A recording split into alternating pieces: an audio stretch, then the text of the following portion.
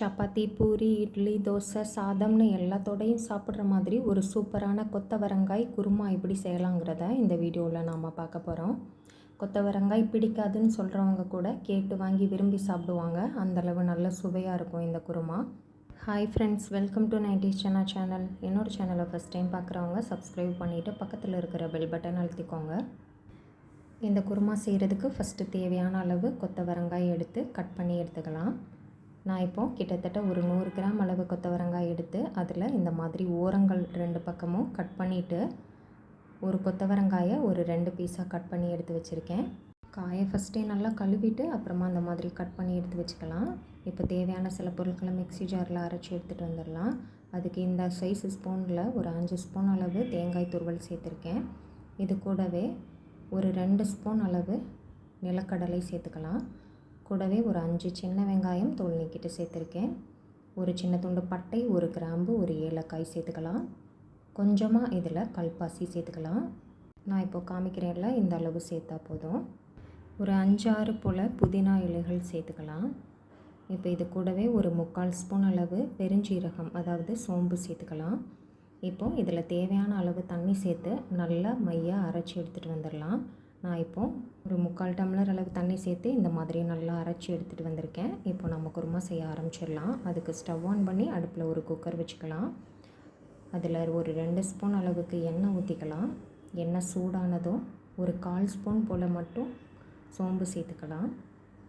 சோம்பு லைட்டாக பொரிஞ்சு வாசனை வரட்டும். அதுக்கப்புறமா கட் பண்ணி வச்சுருக்கிற வெங்காயத்தை சேர்த்துக்கலாம். நான் இப்போ ஒரு பெரிய சைஸ் வெங்காயம் எடுத்து தோல் நீக்கிட்டு நல்லா சின்னதாக கட் பண்ணி வச்சுருந்தேன். அதை சேர்த்துட்டு நல்லா வதக்கிக்கலாம்.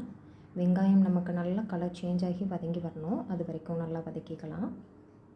பாருங்கள், இந்தளவு வெங்காயம் நல்லா வதங்கி வந்ததுக்கப்புறமா இதில் ஒரு ஸ்பூன் அளவுக்கு இஞ்சி பூண்டு பேஸ்ட்டு சேர்த்துக்கலாம். கூடவே ஒரு கொத்து போல் கருவேப்பிலை சேர்த்துக்கலாம். இப்போ இதை லைட்டாக கலந்து விட்டதுக்கப்புறமா ஒரு பெரிய சைஸ் தக்காளி எடுத்து அதை நீளமாக கட் பண்ணி வச்சுருக்கேன். அதை சேர்த்துக்கலாம்.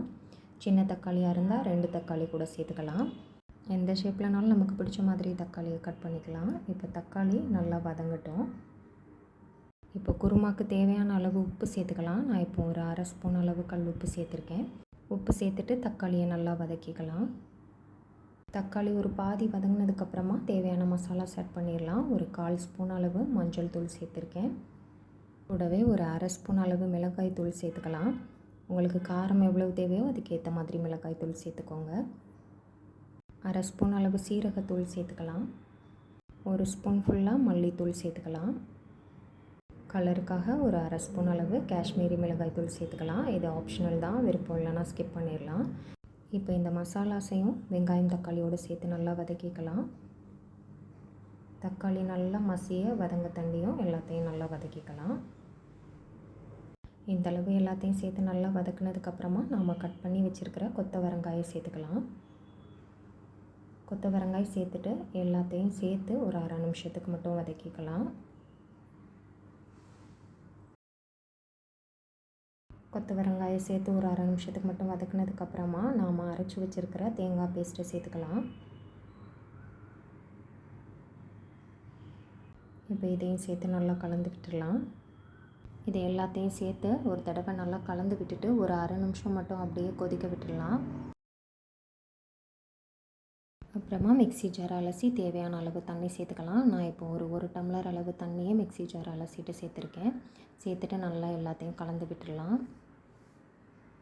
குருமா உங்களுக்கு எந்த கன்சிஸ்டன்சியில் தேவையோ அதுக்கேற்ற மாதிரி தண்ணி சேர்த்துக்கோங்க.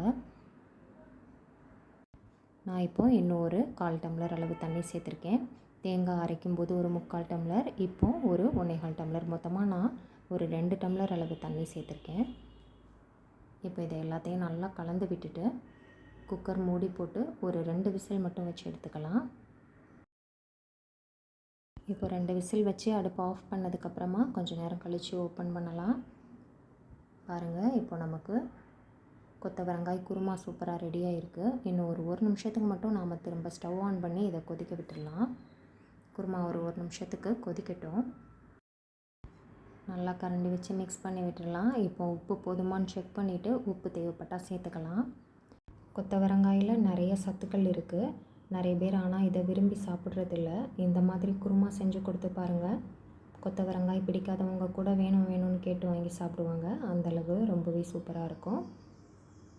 ஒரு நிமிஷத்துக்கு அப்புறமா தேவையான அளவு கொத்தமல்லி இலைகள் சேர்த்துட்டு அடுப்பை ஆஃப் பண்ணிக்கலாம். இப்போ நமக்கு ரொம்பவே சூப்பரான டேஸ்ட்டில் கொத்தவரங்காய் குருமா ரெடி ஆயிடுச்சு. நீங்களும் இதே மெத்தடில் கொத்தவரங்காய் குருமா செஞ்சு பாருங்கள். செஞ்சு பார்த்துட்டு எப்படி இருந்ததுன்னு சொல்லி எனக்கு கமெண்ட்டில் சொல்லுங்கள். என்னோடய சேனல் பிடிச்சிருக்குன்னா லைக் பண்ணுங்கள், சப்ஸ்கிரைப் பண்ணுங்கள். தேங்க்ஸ் ஃபார் வாட்சிங்.